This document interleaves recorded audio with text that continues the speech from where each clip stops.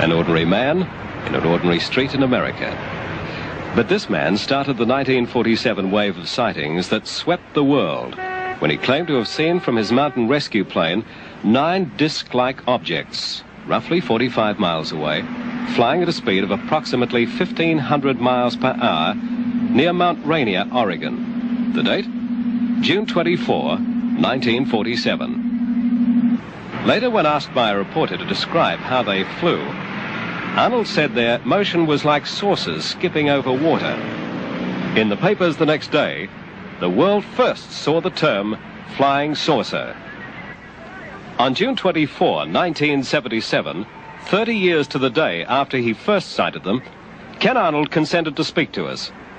He had refused to make any public statements for the last 5 years. It's easy to see that after 30 years, he's still angry at the disbelief. Right here, we've seen something. I've seen something. Hundreds of pilots have seen something in the skies. We have dutifully reported these things. And we have to have 15 million witnesses before anybody's going to look into the problem seriously?